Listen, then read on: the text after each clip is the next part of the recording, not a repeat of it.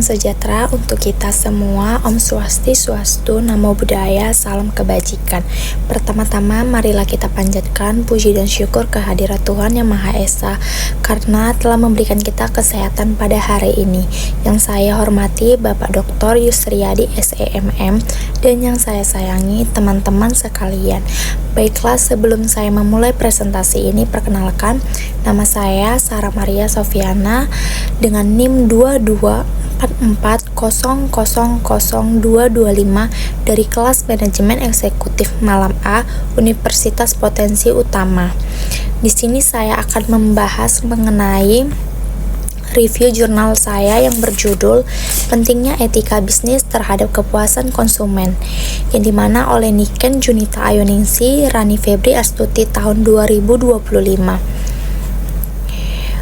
Jadi di sini ada beberapa temuan penelitian. Penelitian ini menemukan bahwa penerapan etika bisnis yang baik berkontribusi signifikan terhadap kepuasan konsumen, yang dimana temuan utama ada etika bisnis yang baik meningkatkan transparansi dalam komunikasi, kepercayaan, tanggung jawab sosial, dan perlakuan yang adil. Dan yang kedua ada kinerja karyawan yang didorong oleh etika bisnis untuk meningkatkan kualitas pelayanan. Dan yang terakhir, etika bisnis memperkuat loyalitas konsumen dan berdampak positif pada keberlanjutan perusahaan. Dan ada juga di sini pendahuluan yang terdapat landasan filosofisnya, teoritis, empiris, dan normatif, yang dimana landasan filosofis era globalisasi dengan kemajuan informasi dan teknologi mengubah tatanan hidup manusia.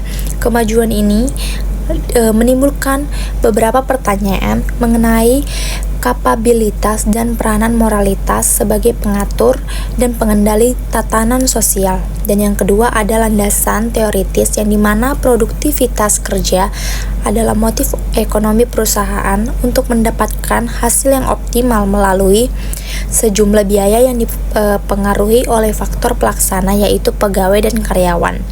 Dan yang ketiga ada landasan empiris, di mana etika merupakan seperangkat norma dan prinsip yang mengatur perilaku perusahaan dan individu di dalam dunia bisnis, yang berfungsi sebagai pedoman bagi tindakan yang dianggap benar atau salah dalam konteks bisnis, meliputi berbagai aspek seperti kejujuran, keadilan, dan tanggung jawab sosial. Dan yang terakhir ada landasan normatif, yang dimana di Indonesia landasan normatif etika bisnis dapat ditemukan dalam berbagai peraturan perundang-undangan seperti Undang-Undang Nomor 8 Tahun 1999 tentang Perlindungan Konsumen, yang dimana isinya undang-undang ini mengatur hak dan kewajiban konsumen serta pelaku usaha, termasuk larangan praktik. Itu menjadi salah satunya. Dan di sini ada tinjauan teori yang dimana ada grand teori, middle teori, dan yang terakhir applied teori. Untuk grand teori, teori stakeholder, penjelasannya itu menekankan pentingnya memperhatikan semua pihak yang berkepentingan dalam bisnis. Dan yang kedua ada middle teori, yang dimana kepuasan pelanggan, teori perilaku konsumen, dan teori kinerja karyawan, yang dimana menjelaskan faktor-faktor yang mempengaruhi kepuasan pelanggan, perilaku konsumen, dan yang terakhir kinerja karyawan. Dan yang untuk terakhir ada applied teori, yang dimana etika bisnis, yang dimana panduan praktis dalam berbisnis untuk mencapai kepuasan konsumen, bertujuan menciptakan lingkungan yang mendukung keputusan yang bertanggung jawab dan berkeadilan. Dan pembahasan ada di sini ada fakta, permasalahan, dan solusi teoritis. Fakta yang terjadi, contoh penelitian ini menganalisis 30 artikel jurnal melalui SLR. Dan solusi yang berdasarkan teori ini, penerapan bisnis yang baik meningkatkan kepuasan konsumen, praktik CSR yang etis dan berkelanjutan meningkatkan citra perusahaan. Dan terakhir ada penutup di sini ada fenomena, rekomendasi, dan dampak. Untuk fenomena permasalahan, penerapan etika bisnis berdampak signifikan pada kepuasan konsumen, yang dimana etika bisnis ini mencangkup transparansi, pembangunan kepercayaan, serta tanggung jawab sosial. Perusahaan berperan penting dalam menciptakan pengalaman konsumen yang positif, yang dimana ada dua, Rekomendasi dan dampak yang dihasilkan. Untuk rekomendasi, perusahaan memasukkan etika bisnis dalam strategi pemasaran.